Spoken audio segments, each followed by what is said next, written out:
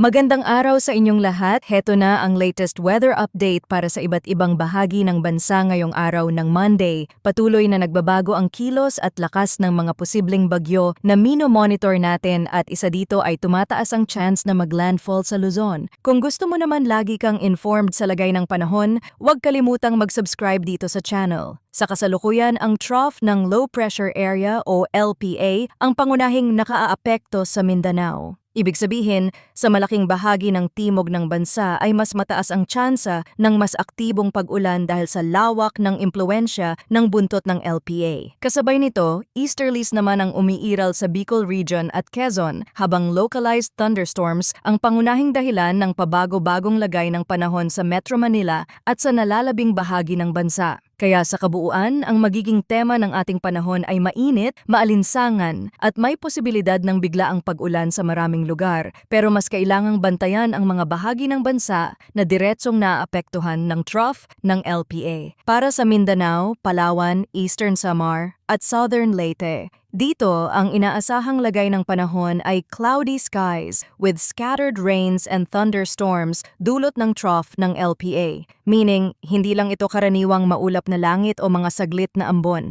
May malinaw na posibilidad ng mga pag-ulan at thunderstorms na pwedeng magdala ng moderate hanggang minsan ay heavy rains. Dahil dito, may banta ng flash floods o landslides lalo na sa mga komunidad na mababa ang lugar, malapit sa ilog o nasa paanan ng bundok. Kaya para sa mga nasa Mindanao, Palawan, Eastern Samar at Southern Leyte, mahalagang maging alerto sa mga oras na tuloy-tuloy ang buhos, dumidilim ang ulap at dumadalas ang pagkulog dahil sa ganitong sitwasyon, pwedeng mabilis lumala ang lagay ng panahon sa loob lamang ng ilang oras. Sa Mindanao, mahalagang tandaan na ang trough ng LPA ay kayang maghatid ng mas malawak at mas aktibong kaulapan kumpara sa ordinaryong localized thunderstorms lamang. Kaya kahit may mga sandaling humihina ang ulan, hindi iyon nangangahulugang tapos na agad ang banta ng panibagong pagbuhos. Kapag nananatiling makapal ang ulap at mabigat ang pakiramdam ng hangin, posible pa ring may panibagong thunderstorm na mabuo sa mga susunod na oras.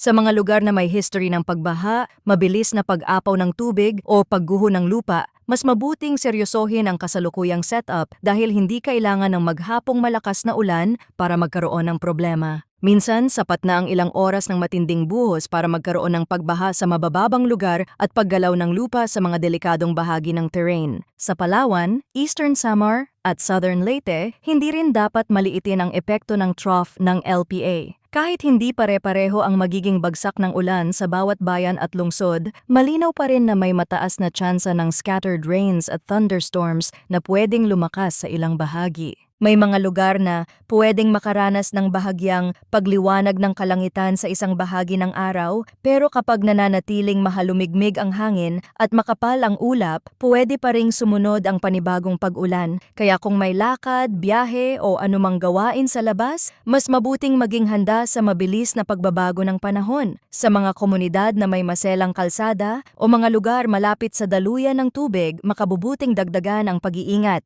Para naman sa Bicol Region at Quezon, ang forecast ay partly cloudy to cloudy skies with isolated rain showers or thunderstorms dahil sa easterlies. Sa madaling salita, hindi kasing lawak ng aktibong pag-ulan sa mga lugar na tinatamaan ng trough ng LPA, pero hindi pa rin dapat magpakampante. May pumapasok na mahalumigmig na hangin mula sa silangan, kaya kahit magsimula ang araw na medyo maaliwalas at mainit, pwede pa ring magkaroon ng biglaang pagbuo ng ulap at kasunod na pag-ulan sa ilang bahagi. Ganito rin ang paalala sa Metro Manila at sa nalalabing bahagi ng bansa. Ang inaasahang lagay ng panahon ay partly cloudy to cloudy skies with isolated rain showers or thunderstorms dahil sa localized thunderstorms. Ito yung klase ng panahon na madaling makapanlin lang. Pwedeng sa umaga ay maayos ang lagay ng kalangitan, kaya iisipin ng marami na tuloy-tuloy na ang magandang panahon hanggang mamaya. Pero pagdating ng tanghali at lalo na sa hapon, kapag mas tumitindi ang init at mas bumibigat ang pakiramdam ng hangin,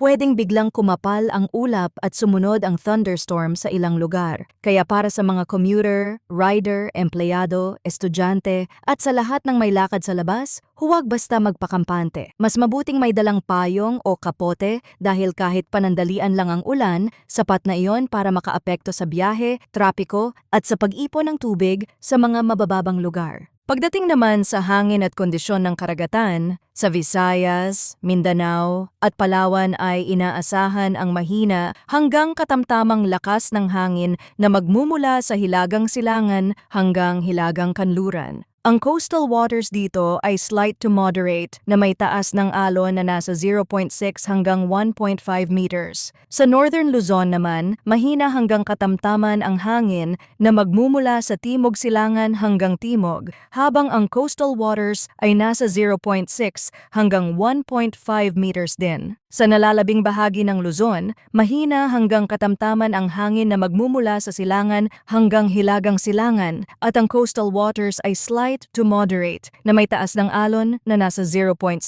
hanggang 1.2 meters. Sa kabuuan, hindi ito indikasyon ng pinakamalubhang kondisyon sa dagat sa buong bansa, pero hindi pa rin ito dahilan para maging kampante. Kahit hindi mataas ang alon sa pangkalahatang forecast, pwede pa ring magbago ang aktual na lagay ng dagat kapag may kasabay na thunderstorm o pagbugso ng hangin sa lokal na lugar. Kung titingnan naman natin ang extremes ng temperature at relative humidity para sa 24 na oras, ang pinakamababang temperaturang naitala ay 26.6 degrees Celsius 5 o'clock ng umaga, habang ang pinakamataas ay umabot sa 35.9 degrees Celsius 3 o'clock ng hapon. Sa relative humidity naman, ang pinakamataas ay 86% 5 o'clock ng umaga, habang ang pinakamababa ay 44% 3 o'clock ng hapon. Ipinapakita nito na kahit sa umaga ay may init at halumigmig na agad sa hangin, at habang tumatagal ang araw ay lalo pang tumitindi ang init sa paligid. Ang ganitong kombinasyon ng init at moisture sa atmosphere ang isa sa mga dahilan kung bakit mas madaling mabuo ang mga thunderstorm sa hapon at gabi. Ngayon, pag-usapan naman natin ang tropical outlook gamit ang mga weather model. Ayon sa bagong datos na ipinapakita, mas marami pa rin sa mga member model ang nagpapakita na kahit may development at posibleng bagyo sa mga susunod na araw, mas tumataas ang chance ng paglihis nito at kumilos pa hilaga. Ang ruta na mas lumalabas sa maraming senaryo ay dadaan sa Philippine Sea at lalapit ng kaunti sa silangan ng bansa, pero hindi nakikitang maglandfall. Mahalaga ang bahaging ito dahil ipinapakita nito na may pagbabago sa posibleng direksyon ng sistema. Sa halip na mas direktang pagtama o pagtawid sa kalupaan, mas tumataas ang tsansa na umakyat ito pahilaga habang dumaraan sa silangang bahagi ng kapuluan. Kung gagamitin natin ang GFS model, ganoon din ang ipinapakita. Kikilos pa hilaga ang sistema, ngunit sa pagkilos nito ay mahihila na nito ang southwest monsoon na siyang makakaapekto sa bansa. Mahalaga ang puntong ito dahil kahit hindi direktang maglandfall ang bagyo na manggagaling sa silangan, pwede pa rin itong magkaroon ng malaking impluensya sa panahon sa pamamagitan ng paghila o pagpapalakas sa southwest monsoon. Kapag nangyari iyon, pwedeng dumalas ang pag-ulan sa ilang bahagi ng bansa kahit ang mismong sentro ng bagyo ay nananatili sa dagat. Kaya sa ganitong setup, hindi lang mismong landfall ang dapat tingnan, kundi pati ang mas malawak na epekto ng sistema sa hangin at sa mga pag-ulan sa bansa. Nakikita rin sa mga model run ang isa pang sistema na mabubuo sa kanluran ng bansa at posible itong kumilos pa hilagang silangan, at dahil may isa pang sistema sa mataas na bahagi, maaring magkaroon ng hilahan. Dahil dito, posible itong dumaan sa northern part ng bansa at makaapekto ang southwest monsoon sa malaking bahagi ng Luzon.